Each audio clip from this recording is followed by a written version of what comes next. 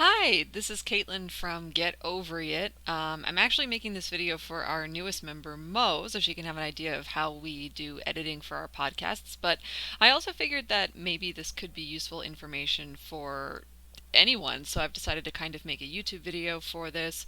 If you are just starting out with a podcast, then this might be helpful for you. So, to get started, I'm just going to explain a little bit. So, how we do our podcast editing, we use this free program called Audacity. Actually, I kind of already knew how to use this. Sam and I used to work in a kindergarten, and we kind of had to use this program to splice together songs for song contests with our students. So we already had a bit of an introduction, but I've learned some other kinds of tricks since then. So, anyway, it's been pretty easy to kind of just transfer over that knowledge to editing the podcast. So, I already have the program open. As you can see, Audacity is up here, kind of in the corner. What I'm going to do is I'm just going to open up an old file. So, I'm going to go, File, Open, something from a long time ago. Let's see.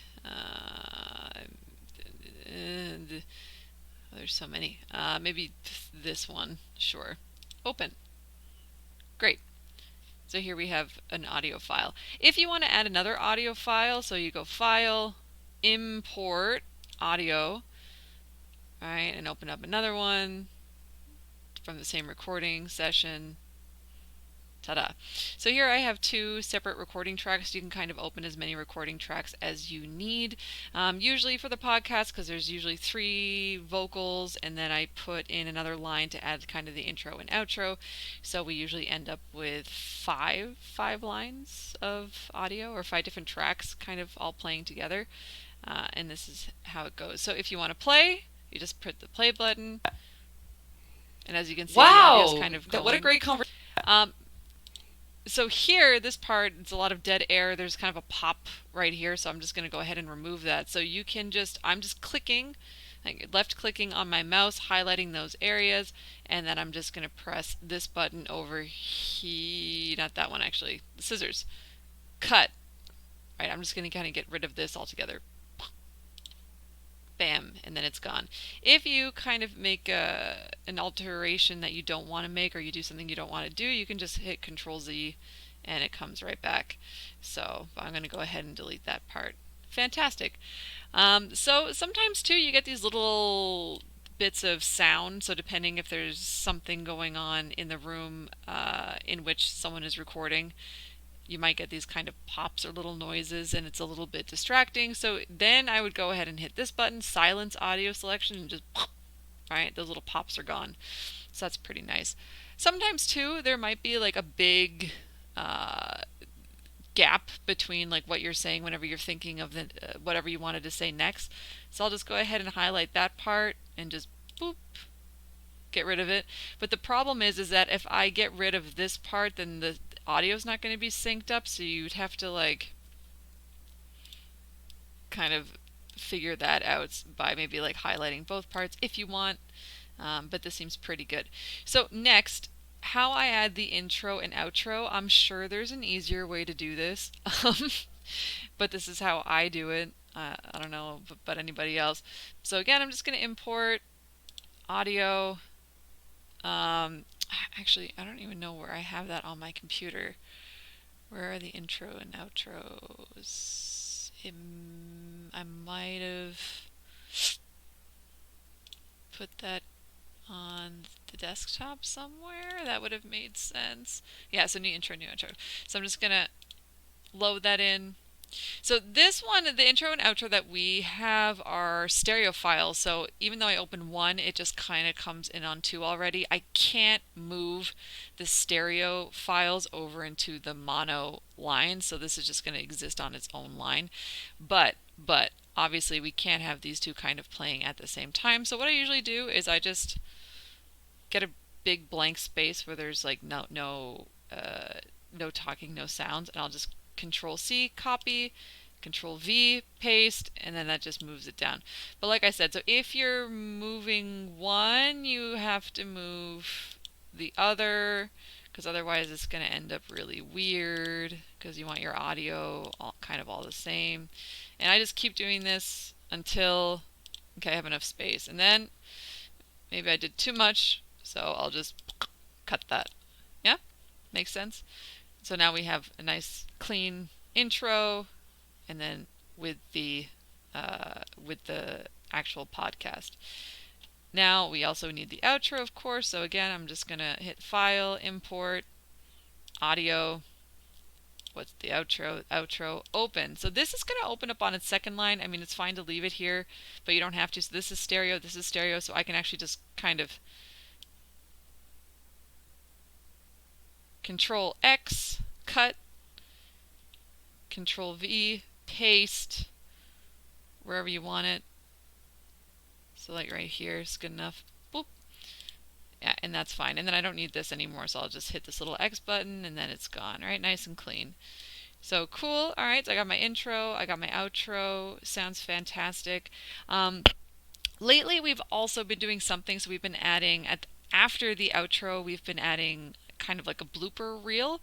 So in order to do that, usually in the main audio files, or the voice tracks, I'll just find like bits of really hilarious audio and I will copy it. So copy, and then I just usually paste it onto that same person's voice track just to kind of keep it all in line, and then just paste. Alright, so I might do that. Control C, Control V. Alright, and then here we have our bloopers. I also add usually some music for that, so again I'm going to do this, import, audio. Oh no, I thought it was in here somewhere. It was probably in the downloads. I really need to get organized. So downloads. Oh my goodness, it's probably like a really long time ago. Oh, no, it's not. Right here. So I have this Monkey Spinning Monkeys by Kevin MacLeod. Excellent tune. So here it is again. So this is a stereo file. So I can just highlight this, cut, Control X, Control V, paste, and there we have it. And I'll just delete this again because I don't need that line. All right. So, but however, this obviously you can kind of tell by the squiggly lines here that it's way too loud. So whenever you want to either increase the volume or decrease the volume of some audio, what you can do is you can just, like I said, highlight it and then go up in here into your effects, and I'm going to hit amplify. So amplification, so dB stands for decibels, so that's the measurement of how loud something is. So you can decrease. If you're going to go minus 29 decibels, that's obviously going to reduce the sound, reduce the volume, or if you go the other way, increase the volume. So this is too loud, I want to decrease it. I'm going to decrease it like minus 17. For me, because I'm not an expert at this, right? So this is just going to generally make it kind of quieter, so I'll just sort of pick a number and be like, yeah, that sounds about right, and then just listen to it over again. And if it's too quiet still, or if it's not loud enough or whatever, I'll just kind of go back in and adjust it until I find the desired volume and it sounds good to me. So okay, so now obviously it's much quieter, right? The little things are smaller. What else are some things that I do? I do that. Oh, and then sometimes too, like if, like for example, again, so in this area, and even for, you can kind of see like our intro and outro, so it starts off a little bit quieter and then it rises in volume and then it also like fades out. So fade in, fade out again is under effect.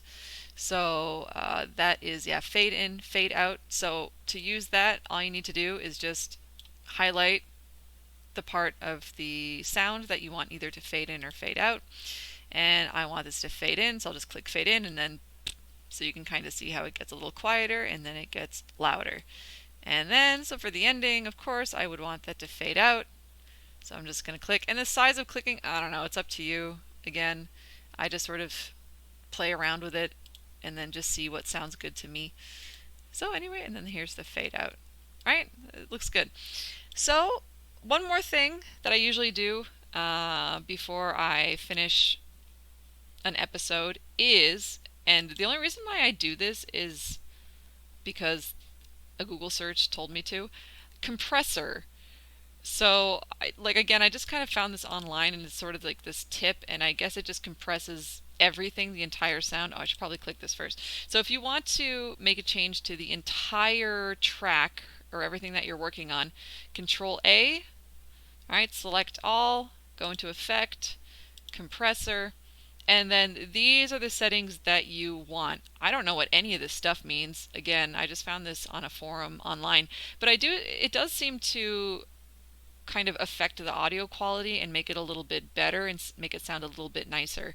So you should have, like, for the threshold, minus 18 decibels, noise floor, minus 40 decibels, ratio 2.5 to 1. Again, I don't know what this means, but it works. Attack time, anyway, 1.81 seconds, and release time, whatever that is, 11.11 seconds. So now let's hit OK.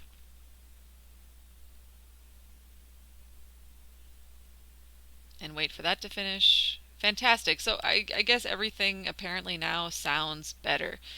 So if you're satisfied and you're happy with your track, usually I kind of like give it a listen over again just to make sure that everything sounds decent. Then I'm going to go up here, File, Save Project. Okay, save project as. Yeah, that's fine. And I'm going to save it. I'm going to save it on my desktop so I can delete it easily later. So I'm just going to name this. What should I call this?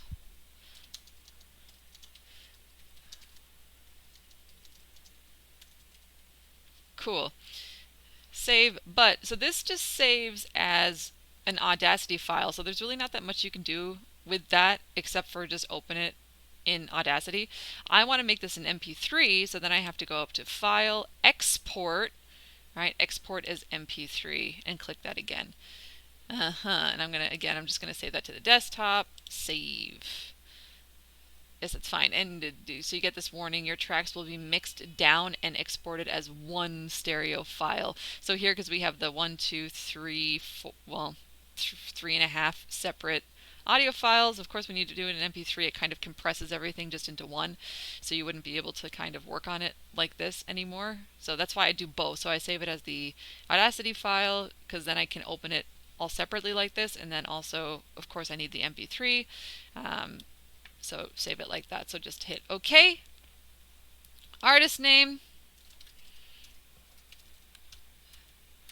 album title, track number, year. Yeah, we're in the future. Genre, mind your business. And yeah, good enough. So you can kind of fill it in whatever you want it to. And I'm going to hit OK. And then again, so sort of just wait. Sometimes this actually takes like quite a long time. It depends how, obviously, if your audio file has way more stuff in it, then it's going to take a lot longer. So now everything is saved and I have my MP3, right? And that's it. That's all there is to it. That's mostly what I use. What other kinds of effects? Yeah, pretty much everything else I don't use. I just use the amplify, what else? Fade in, fade out, and then the compressor. And I don't use any other things. This tool is very useful. Obviously, this tool is very useful. And again, just make sure if you are cutting audio, make sure you're cutting it all across the board so everything still lines up and matches and sounds normal. And that's it. So that concludes our tutorial for how I edit the Get Over It podcasts. So, if you like this video, like, comment, subscribe. Of course, we have on this channel, all of our podcast episodes are uploaded whenever we upload our podcast episodes. You can also check out our website. All of our podcast episodes are there, as well as some blog posts. And we have an Instagram account, Twitter account, Facebook account, or Facebook group page, I guess. And all of it's just called Get Ovary It, or Team Get Ovary It. So you can do a search and find us on there. But anyway, thanks.